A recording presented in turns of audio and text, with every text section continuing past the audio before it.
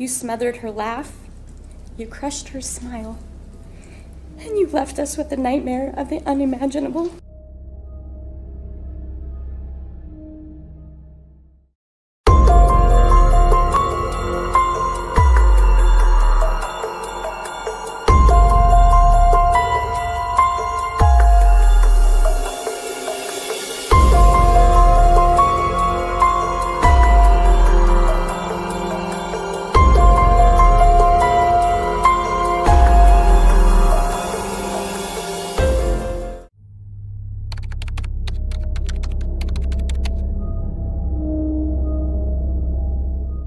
Ingrid Marie Rounsaville was born on August 2, 1975, in Renton, Washington State. She was the only daughter of Yorga Bass, a devoted mother and her only known direct relative. Ingrid completed her high school education at Canyon del Oro High School in Tucson, Arizona, in 1993. Following graduation, she pursued a nursing degree at a local university and earned her Bachelor of Science in Nursing 4 years later. About 3 years after her graduation, Ingrid returned to Washington where she met Philip Lyne. The couple eventually married, and Ingrid took his surname, becoming Ingrid Lyne for the rest of her life.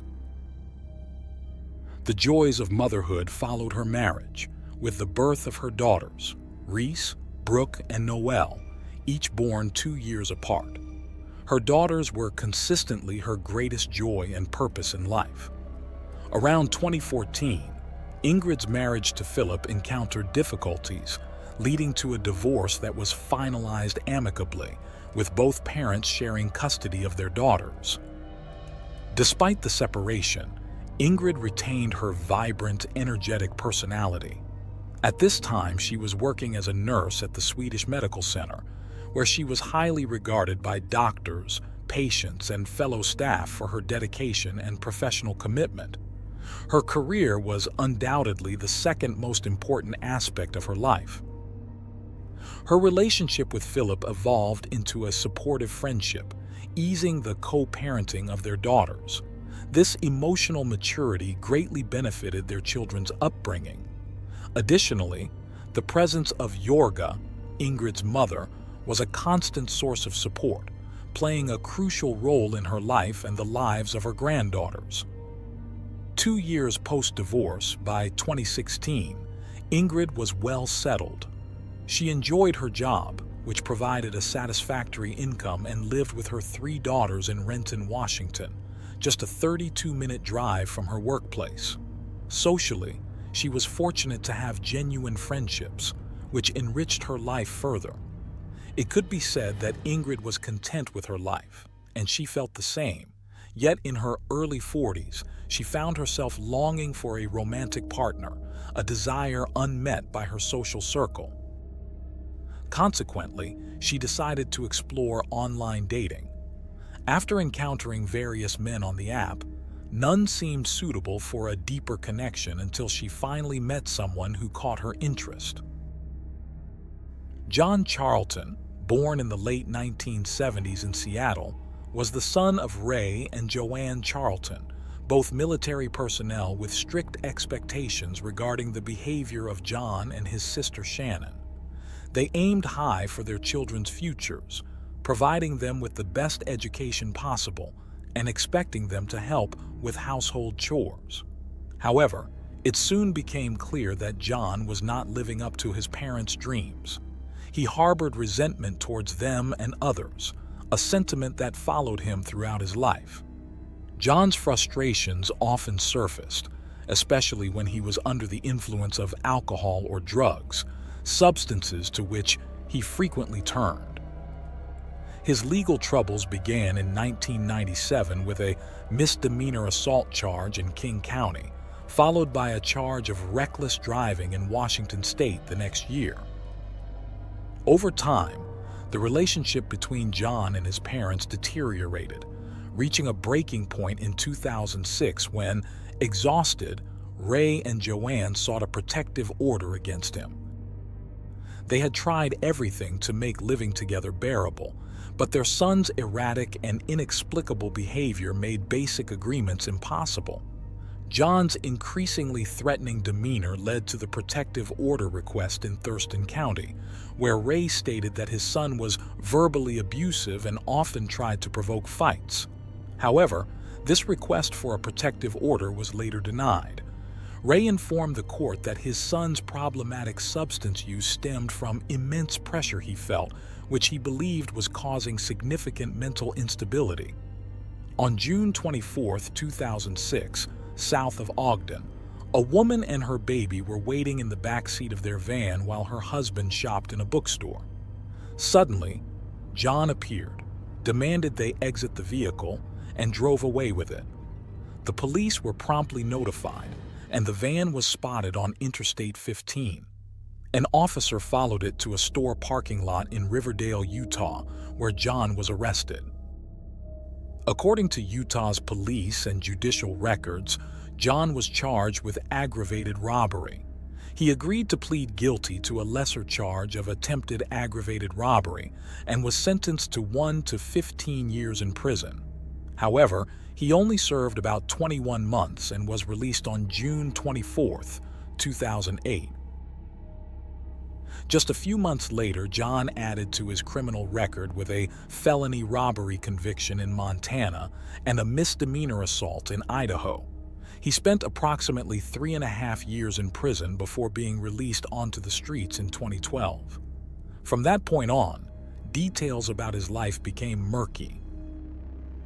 One factor that perhaps made John more dangerous was his physical attractiveness. He was a handsome man with a charismatic personality when he chose to be. With these traits, he began to explore other ways of causing harm through romance and seduction, only to later unleash his anger. One thing was certain: John was not an ordinary person, and neither was his daily life. Around mid-2012, he took a temporary job where he started a relationship with a coworker named. Initially, she was taken in by his charm.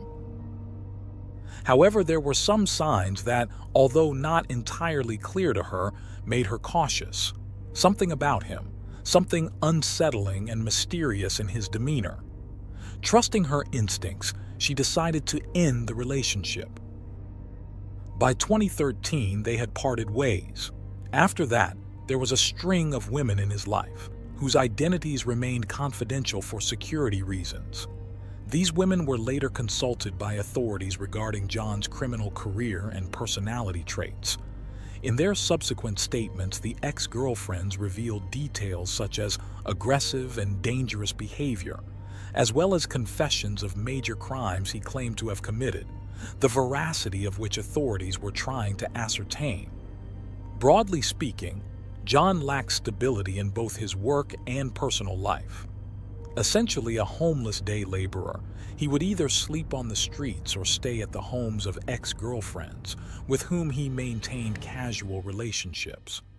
Among his friends, John was known as a reserved individual, but alcohol and illicit substances would often transform him into someone nearly unrecognizable.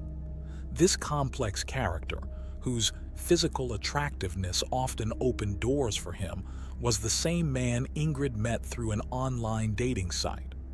After exchanging messages and finding mutual interest, they agreed to meet in person. Their first date was set for Friday, April 8th.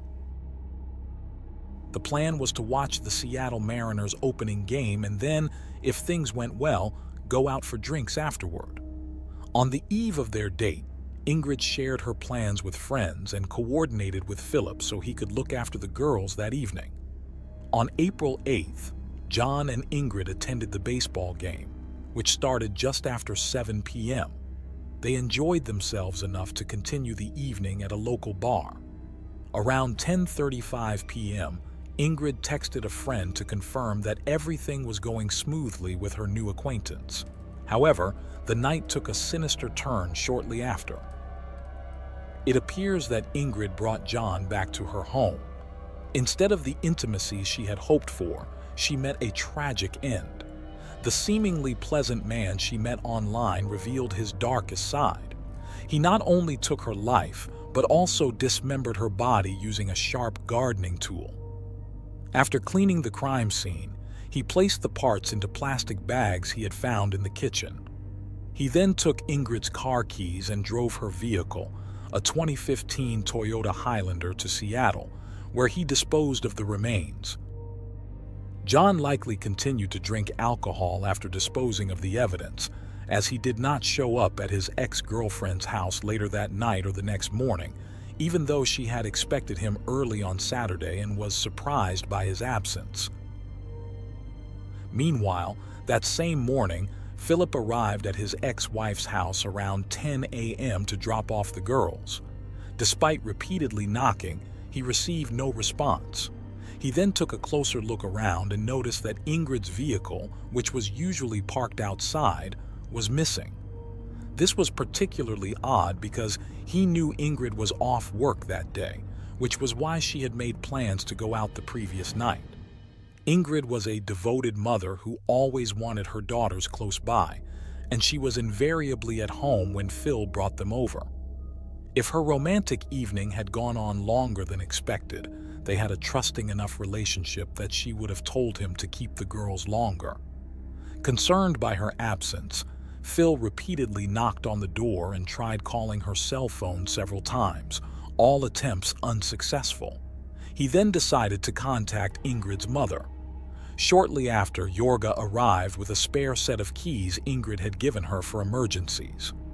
Upon entering the house, they immediately noticed Ingrid's wallet, purse, and cell phone were left behind, but there was no sign of Ingrid herself.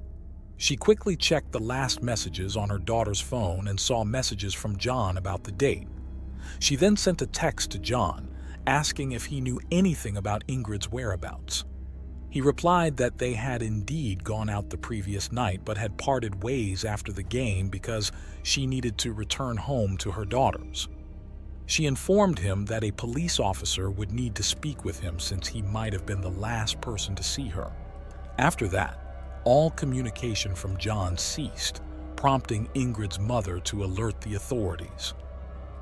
A few hours later, while the police began their investigation, a Seattle resident was about to make a horrifying discovery.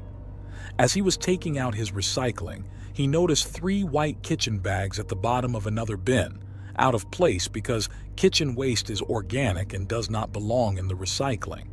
When he went to correct this mistake and picked up the first bag, he was struck by its unusual weight and nearly professional packaging. Seconds later, he was staring in horror at the outline of a face protruding from the bag. Shocked, he called a neighbor to confirm what he was seeing. Both, still in disbelief, contacted emergency services. The police and forensic team arrived within minutes. Inside those 3 bags were human remains, a leg and foot, part of an arm, and a head. Back in Washington, as panic spread among dozens of Ingrid's friends and family, they took to social media to alert the community, the police, and the media about her disappearance. Suspicion quickly fell on the man she had dated last. Meanwhile, John visited his ex-girlfriend's house. Though she noticed he had a swollen lip, he dismissed it as nothing significant. He claimed it was the result of an attempted robbery the night before he went out to a bar. Meanwhile, the Seattle police soon learned that their counterparts in Renton were searching for a missing woman. Coupled with social media posts, this information helped them connect the dots.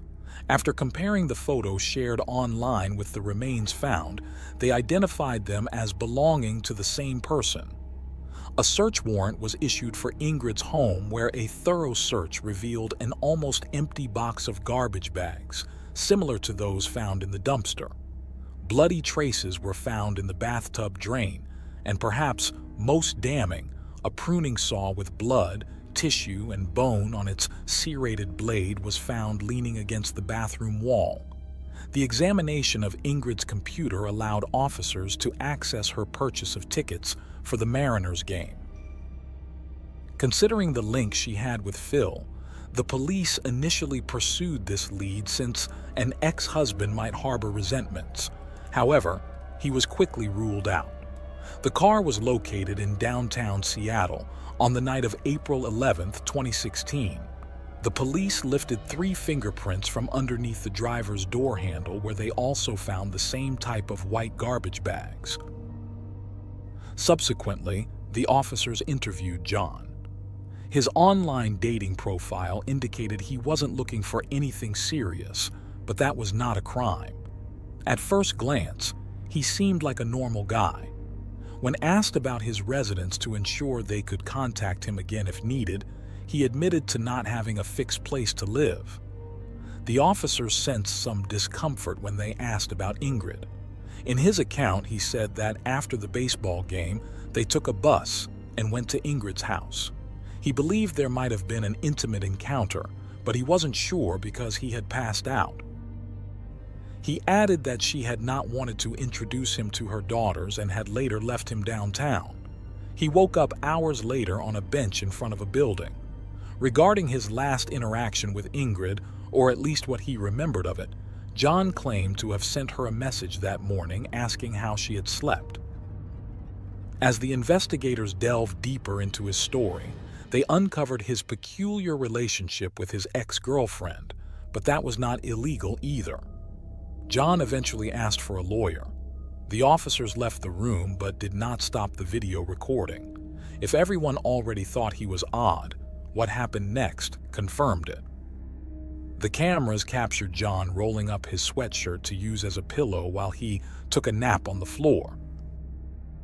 The next step involved interviewing John's ex-girlfriend, who reported that he arrived later than expected that Saturday and noted his bruised lip. Wow, this could have been me.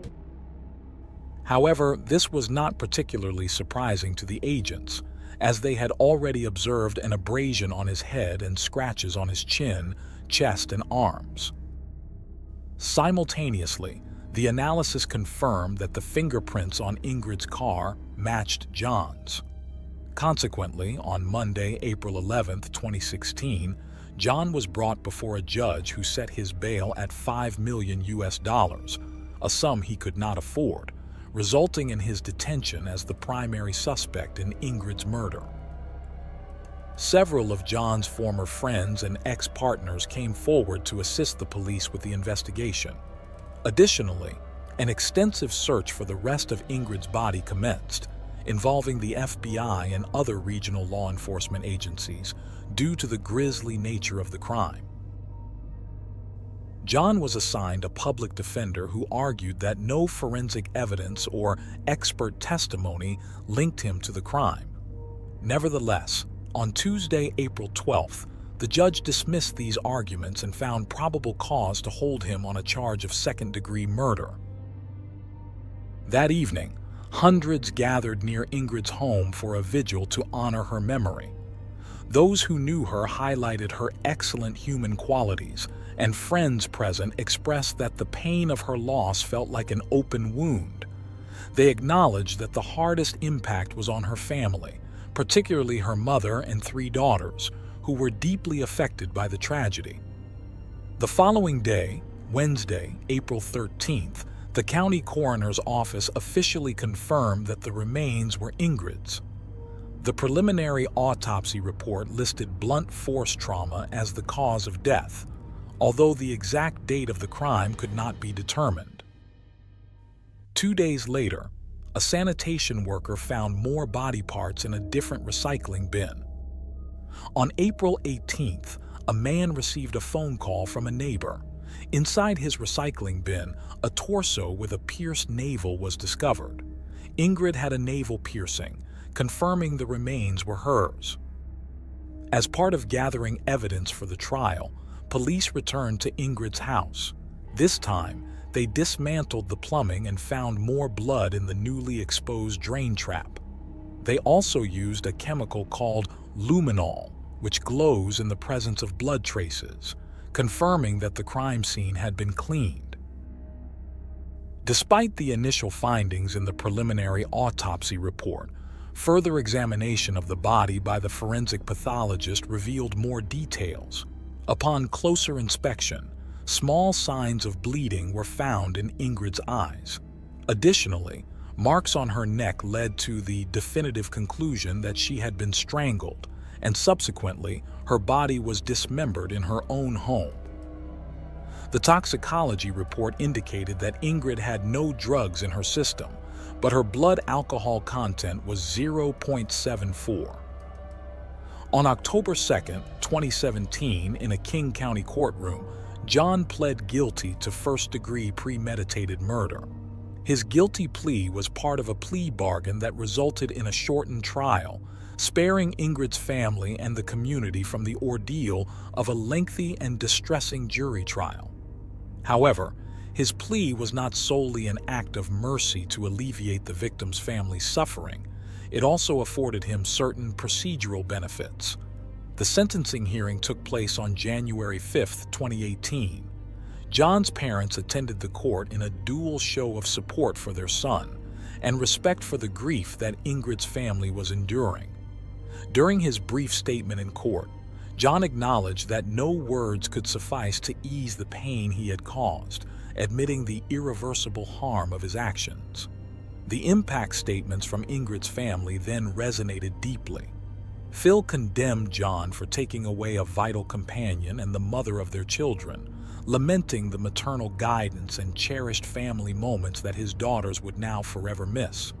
He emphasized that due to John's actions, his daughters would never again receive maternal advice. A friend of Ingrid, visibly shaken, spoke to the brutality with which John ended her dear friend's life, labeling him a coward who initially tried to flee and hide. When finally cornered by the police, instead of owning up to his actions, he claimed he was too drunk to remember what he had done. Addressing John, the judge expressed her wish to imprison him for life if it were possible.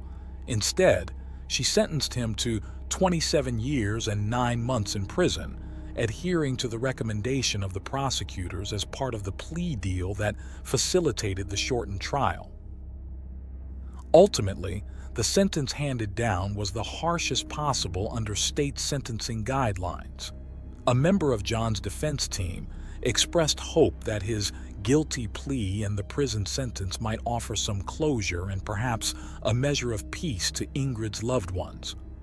When the sentencing was reported in the media, there was significant public outcry.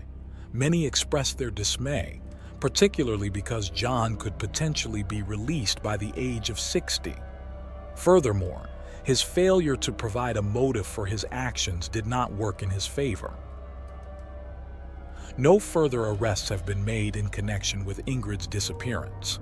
Her tragic death has sparked discussions and debates about the safety of online dating. Meanwhile, Phil has chosen to focus on the well-being of his daughters, as their mother would have wished. In this spirit, a fundraising page set up for the 3 young girls successfully gathered $270,000.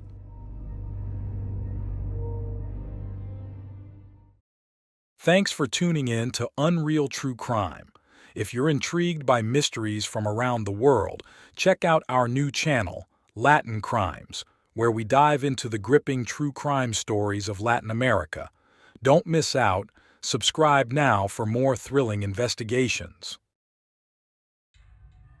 On a cold evening in November 2021, Bobby Ann McLeod, a young woman from Plymouth, England, was waiting alone at a bus stop, intending to catch a bus to the city center to meet her friends. Dressed for a night out, she stood by the roadside, unaware of the fate that awaited her. As the minutes ticked by, the expected bus came and went, but Bobby Ann was nowhere to be found.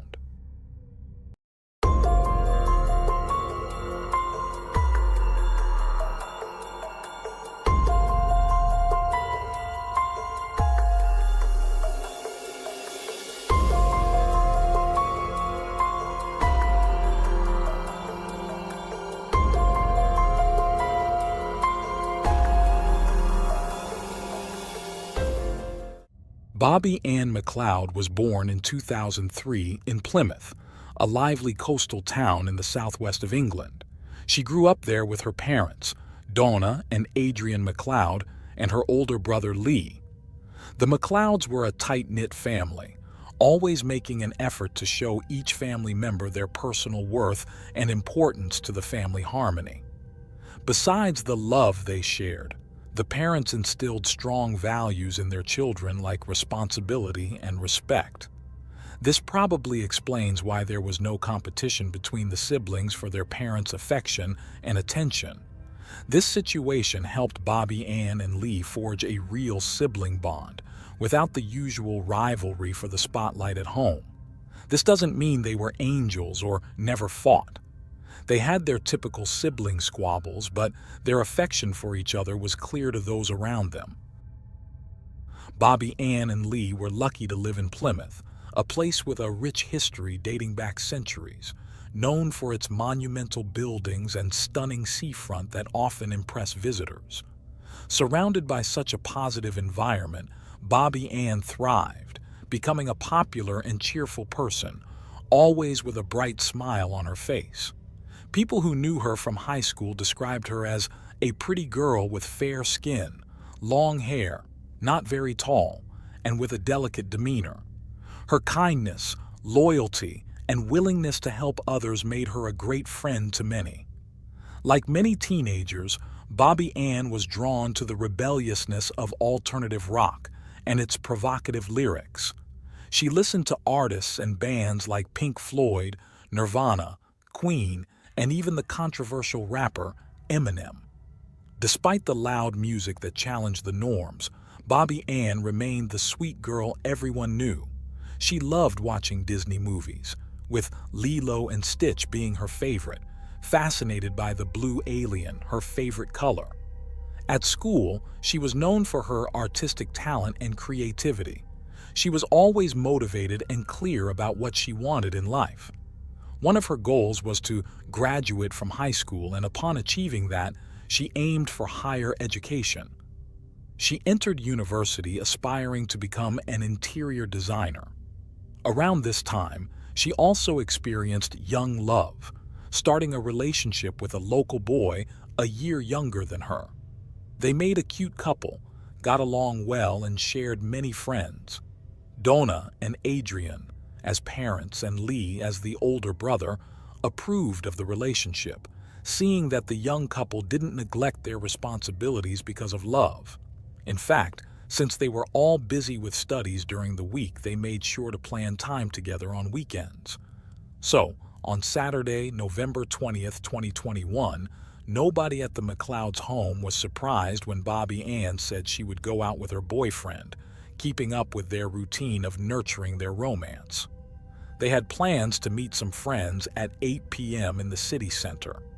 She had to leave home well in advance to account for the travel distance and the need to catch a bus. It was around 5:45 p.m. when the young girl bid her father goodbye, told him she loved him, promised to be back at the agreed time, and left for the bus stop. She had a 4-minute walk to the nearest bus stop at the end of her street, a route she was familiar with. Between 6:05 and 6:15 p.m., some passersby spotted her standing at the stop, looking up and down the street waiting for the bus. Like any girl her age, while waiting, she used her mobile phone and checked her social media. She took a selfie and posted it on her story, mentioning how cold she was feeling. At the same time, Cody Ackland, a promising musician from Plymouth aged 24, was in the area. Little is known about Cody's early life, other than he was the son of David and Helen Ackland, born in June 1997 in Germany, where his father, a former military man, was stationed. After his parents divorced during his childhood, he lived with his mother in Plymouth, close to the bus stop where Bobby Ann was waiting. Although Cody attended the same high school as Bobby Ann, their 6-year age difference meant they likely never met there.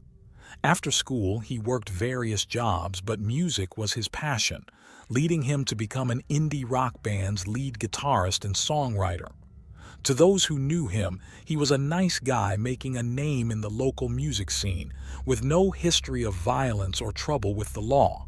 However, his bandmates noticed his tendency towards depression and a not-so-cheerful temperament, which was starkly different from his energetic stage person.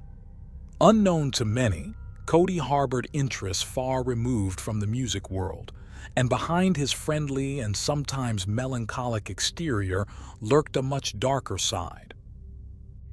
In secret, Cody had developed a bizarre fascination with serial killers from around the world, and even kept a list of dangerous individuals he admired. Among his favorites were Joseph James D'Angelo, Andre Chikatilo, Yvonne Miller, Fred West, and Tommy Lynn Sells, all notorious for their heinous minds, but topping Cody's dark list was none other than Ted Bundy. This criminal had kidnapped, sexually assaulted, and murdered about 30 women in the 1970s in the United States. After being convicted for the trail of terror he left behind, Bundy was executed in 1989. With his criminal idol in mind, Cody got into his car and, in a twist of fate that would prove deadly for Bobby Ann, spotted her at the bus stop. The exact details of how he approached her remain unclear, but it's likely she didn't see him as a threat due to his unassuming appearance. Taking advantage of the secluded spot, Cody struck her on the head with a hammer, the blow causing her to collapse. He tried to flee, but upon reaching his car, he noticed she was trying to get up. He returned to the scene, dragged her to his vehicle, and forcibly placed her inside, despite her incapacitated state. In the McLeod family, there was a rule that whoever left home should inform the family upon reaching their destination. This simple act provided peace of mind. That's why, when an hour and a half had passed since Bobby Ann left and Donna hadn't heard from her daughter, she started to worry. She texted to ask if Bobby Ann was okay and if she had reached her meeting spot with her boyfriend.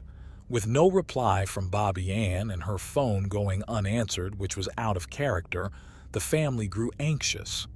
By 8 p.m., her boyfriend, who was waiting for her at their planned meetup spot, was surprised by her absence, as punctuality was one of Bobby Ann's notable traits. As time slowly ticked by without her arrival, he, trying to remain patient, stayed put, but eventually gave in to his nerves and began calling her. His worry deepened with each unanswered ring. About an hour later, he called the McLeod residence to ask if Bobby Ann was there. This call escalated the family's anxiety, as no one knew her whereabouts, and all attempts to reach her on her mobile phone had failed. Donna and Adrian couldn't just sit by idly, so they started calling Bobby Ann's friends one by one, only to sadly find out that no one knew where she was. Although they hoped nothing bad had happened, deep down they feared the worst. Without further delay, they went to the police and reported her missing. It was after 9 p.m.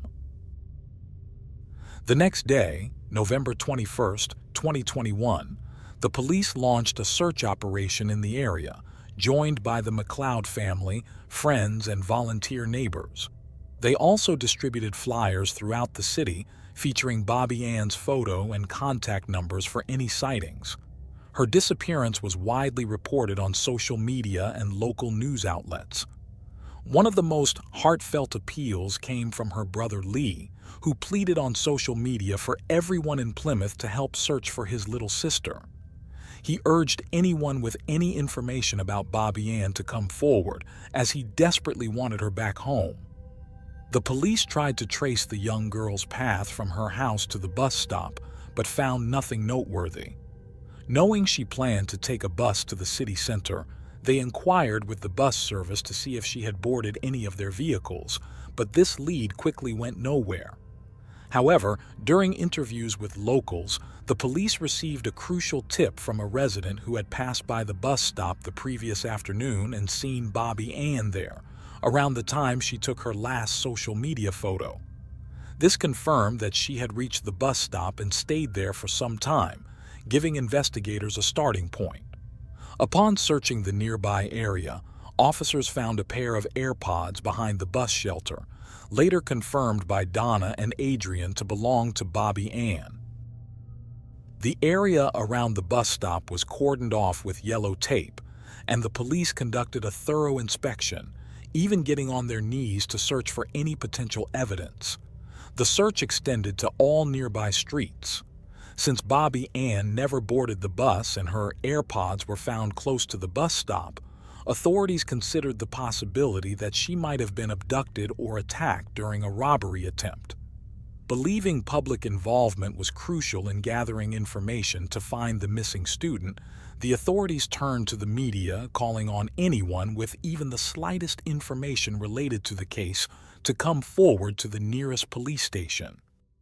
The detective of the case provided a detailed description of the missing teenager, 18 years old, slim build with light brown, shoulder-length straight hair, and green eyes, wearing ear piercings. He mentioned that, according to her family, she was last seen wearing a gray sweater, black ripped jeans, fishnet stockings, and light-colored sneakers. He also directed a message to Bobby Ann herself, urging her to contact the police if she heard the appeal. He emphasized that she wasn't in trouble. They just needed to know she was safe.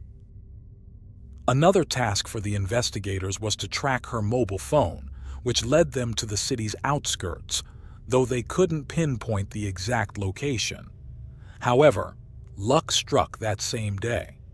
A bus driver on the route near the bus stop where Bobby Ann vanished handed over her phone to the police.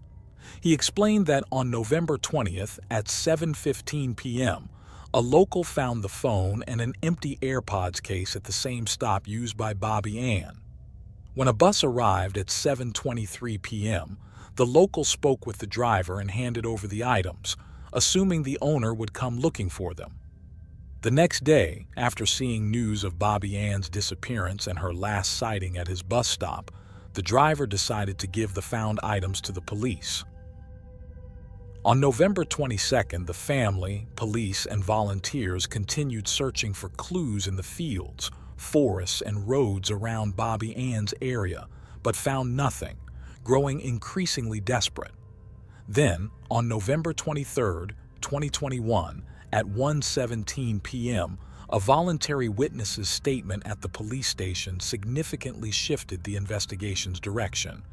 A young, well-dressed, and polite man entered the station, offering information about the missing girl, expressing his wish to assist the police and her family. The officer summoned a detective to speak with him. Unaware of the bombshell about to drop, the detective listened as the man claimed he had abducted Bobby Ann from the bus stop 3 days prior and had since killed her, providing details of the alleged crime. The police, skeptical of whether to believe his story or dismiss him as a fame-seeking lunatic, placed a map before the self-confessed perpetrator, asking him to pinpoint where he left Bobby Ann. While some officers still hoped the interior design student might be alive, they rushed to the indicated location. Sadly, there was no chance of rescuing Bobby Ann. The dense underbrush impeded their advance, but as they moved forward, they found a woman's unclothed body lying face down. The state of the scene and the skin's discoloration left no doubt. The woman had died days earlier. Later, the police publicly announced that after receiving a confession from a suspect and verifying its authenticity, they had discovered a woman's lifeless body on a beach about 7 miles from the bus stop where Bobby Ann was last seen. The body was found in a wooded area and the victim had yet to be identified. However, due to the height and certain physical traits, investigators strongly believed it was Bobby Ann. While awaiting official identification, they informed the McLeod family of the discovery. The suspicions were confirmed when dental records of the victim matched those of the abducted student. The confirmation that the body was indeed that of the beloved missing student sent shockwaves through the local community. The people of Plymouth, who had actively participated in the search, were shattered by the tragic end of the case. To express their grief and support for the McLeod family, residents held a vigil near the bus stop from where Bobby Ann was taken. Overwhelmed by tears and trying to stay strong, Bobby Ann's mother thanked friends and the community for their support during the search and at the vigil honoring her daughter's memory. She regretted the sad circumstances that brought them together. With a quivering voice and shaking hands surrounded by loved ones, she delivered a prepared statement highlighting the blessing it was to watch Bobby Ann grow up in their family. She mentioned that although her beloved daughter's life was taken too soon, the beautiful impact she had wherever she went would never be forgotten. Then, lifting her candle, she asked everyone to do the same in memory of her daughter, followed by a minute of silence. Lee, Bobby Ann's older brother, also shared his feelings, but he did so on social media, thanking her for the time they spent together and vowing never to forget her. He expressed how unjust it was for such a beautiful and talented girl to meet such a horrific and undeserved end. He shared a childhood photo of them, smiling and happy in their primary school uniforms. In the message accompanying the photo, Lee wrote that he hoped to reunite with his beloved little sister in heaven and that it was an honor to be her big brother. He promised to forever cherish the adventures and journeys they shared and wished her eternal peace. As the community and those close to Bobby Ann were still reeling from the shock of the events, the gruesome details of the crime began to emerge, stirring a mix of grief and anger among them. The forensic report highlighted the severe injuries she sustained from a blunt object, likely a hammer, revealing she had 14 serious wounds to her head and face. Contrasting with the attack's brutality, and despite her body being found unclothed, the forensic expert found no evidence of sexual assault before her death. Media outlets then disclosed the name of the alleged perpetrator of the brutal assault that ended Bobby Ann McLeod's life, identifying him as 24-year-old Cody Ackland, a musician from the same town. Following the revelation of the suspect's identity, Cody's lawyer issued a statement on his behalf, claiming full responsibility for the crime. His assertion in the statement that he had never seen the young woman before the night of the incident baffled the public, leaving the motive for such a cruel and unwarranted attack a mystery. For those who knew Cody, this news was a shocking blow, as he had never been in trouble before. However, as the investigation delved into Cody's computer, phone, and other belongings seized along with his car, they uncovered chilling aspects of his life that no one knew. Investigators found over 3,000 images on the supposedly quiet musician's phone, revealing a sinister side unknown to all. Many of these images resembled scenes from horror movies due to their disturbing and dark nature. His browsing history also showed that in the days and weeks leading up to the young woman's abduction, Cody had been researching the most heinous acts committed by serial criminals, as well as remote locations and potential weapons. In the hours before the young girl's abduction, Cody visited the website of an online sports store, browsing through baseball bats and waterproof clothing. For the investigators, the unfolding evidence seemed almost unbelievable, as Cody had been a complete unknown to them before he walked into the station with his horrific confession. He had appeared so normal that he had never attracted police attention or been involved in any trouble before. The investigators theorized that on the day of the crime, Cody succumbed to his secret desire to emulate the serial killers he idolized, leading him to commit a serious offense.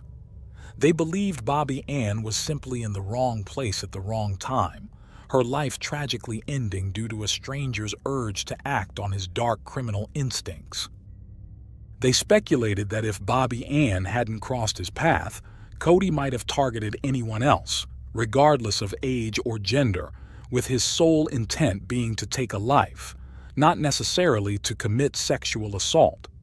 In the midst of the turmoil caused by the crime and its disturbing details, the band Cody was part of, which had recorded its first disc in August of the same year, announced on social media their decision to disband immediately. They stated that ending the band, for which Cody was the guitarist and songwriter, was an act of respect for the deceased teenager. They expressed shock over the tragedy and difficulty in coming to terms with what had happened, extending their thoughts and prayers to the family and friends of the university student who were devastated by her loss. Finally, on November 26, 2021, Cody appeared before the court, charged with murder. In the brief hearing, he was seen wearing a gray cotton sweater and a blue mask, adhering to the ongoing COVID-19 pandemic health measures. He spoke only to confirm his name, address, and date of birth. The presiding magistrate informed him that he would be held in custody and face trial at the Crown Court in Plymouth. Cody was scheduled to appear at the court for a preliminary hearing to address all matters related to the case before proceeding to the actual trial. It was during the pre-trial hearings that the full extent of the horror unleashed on the day Bobby Ann and Cody's paths tragically crossed was revealed. Bobby Ann arrived at the bus shelter around 6:15 p.m. At that time, Cody, driving his Ford Fiesta, spotted her at the stop. He noted a slight resemblance between Bobby Ann and his ex-girlfriend, but he clarified that his actions were not triggered by emotional reasons or the resemblance. Instead, he had been seeking a victim to fulfill his long-standing plans. Bobby Ann, a design student, seemed the perfect target for him, so he parked on the road behind the bus stop. After stopping, he watched not only her, but also the surroundings to ensure no one else was around. Then he quietly approached her with a hammer he had brought along and struck her twice on the head. Believing the blows were fatal, he returned to his car to escape, but to his astonishment, he saw that Bobby Ann was not only alive, but also trying to get up from the ground. Faced with this unforeseen situation, Cody went back to the bus stop, dragged her away, and somehow managed to get her into his vehicle. He then drove her to a secluded parking area about 7 miles away. It was around 7:45 p.m. when he stopped in the midst of a wooded area, intending to dispose of the body there. What had already occurred to the innocent young woman was tragic enough, but the worst was yet to unfold. The most painful and chilling part of the story began at this point. Cody recounted that when he attempted to leave the body, he realized Bobby Ann was still alive and conscious. Despite having the opportunity to repent and seek help or take her to a hospital for medical care, Cody chose not to deviate from his original plan. He decided to remove her from the car, and at that moment, despite being attacked by him, the defenseless young woman expressed her fear to him. Cody told her he was scared too because he had never done anything like this before. Then he attacked her with the hammer, striking her 12 times in the head. He immediately set about destroying evidence, starting with burning her handbag in the woods. When he returned to where Bobby Ann lay, he was, in his words, both surprised and impressed because she was still alive, making some sounds. Admitting he admired her resilience, he said he then ended her suffering by suffocating her. Next, he placed her body in the trunk of his car and drove about 30 miles, where he hid the body after undressing her and removing her jewelry. Around 10 p.m., Cody returned home and went straight to bed. The next day, he threw the hammer into a river and disposed of a bag containing the blood-stained clothes of both him and Bobby Ann at some orchards. On November 21st, while the McLeods, police, and their community were frantically searching for the young woman, Cody was out enjoying himself. He went to a pizzeria with friends, attended a band rehearsal, and spent most of the night in a local bar. Witnesses called to testify noted that Cody seemed unusually cheerful that day, even making jokes and hugging friends. The defendant recounted that on November 22nd, he continued enjoying himself, buying sweets and going to the movies, while keeping up with the latest news and massive search efforts for Bobby Ann on his phone. However, the initial euphoria of having fulfilled his dark fantasies gradually faded. On November 23rd, Cody went to his job at a car service company where he worked as a valet. The morning was uneventful, but after his lunch break he made an unexpected turn. Cody messaged his bandmates telling them he loved them and they might not see each other for a while. He also sent a message to his mother expressing his love. Then, he went to the police station and confessed to the crime. During the police statements at the hearings, it was made clear that in addition to Cody's confession, there were numerous pieces of physical evidence collected from various locations he visited after the crime. Investigators found the victim's DNA in Cody's Ford Fiesta and on sneakers recovered at his house. As for the motive behind the crime, the detective who led the investigation noted that the suspected perpetrator refused to elaborate on his reasons. Despite attempts to get answers, Cody consistently avoided questions about why he took Bobby Ann's life. He recalled that after surrendering, Cody told the police that the crime hadn't been on his mind, as it felt as surreal as a movie or fantasy. He later admitted he couldn't fully grasp his feelings about having taken someone's life, suggesting it felt like someone else had committed the act. Concerning Cody's mental state, a psychiatrist evaluating his fitness to stand trial uncovered a significant detail. The accused confessed to the specialist that the depressive feelings he had experienced throughout his life vanished after he killed the university student, and he no longer felt the same level of resentment as before. With all the case-related evidence presented during the pre-trial hearings, the trial proceeded in a Crown court between April and May 2022. In the courtroom, Cody's lawyer acknowledged that while psychiatrists found his client did not have a mental illness, he had endured significant emotional difficulties throughout his life.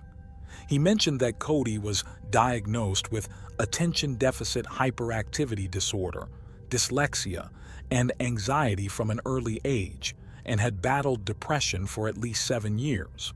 He also pointed out that Cody had received little consolation or emotional support at home and found none during his school years. Regarding a father figure or other male role models, he stated that Cody had never experienced anything positive, which, in his view, explained Cody's admiration for negative male figures. In contrast, the prosecution pointed out Cody's obsession with serial killers, particularly Ted Bundy, noting the deliberate choice of a hammer as a weapon, mirroring the preference of his top-ranked criminal idol. During the sentencing hearing, the judge characterized Cody as highly dangerous, emphasizing that his interest in serial killers extended beyond morbid fascination. He highlighted the loss of Bobby Ann McLeod's potential life, describing her murder as brutal and savage, and stated that the crime not only caused outrage, but also instilled fear across the region, for which Cody must also bear responsibility. The prosecutor depicted Cody as leading a double life, driven by a pathological desire to emulate serial killers. He called for a severe sentence for the prolonged and frenzied attack against a petite, defenseless young woman who expressed fear during her ordeal.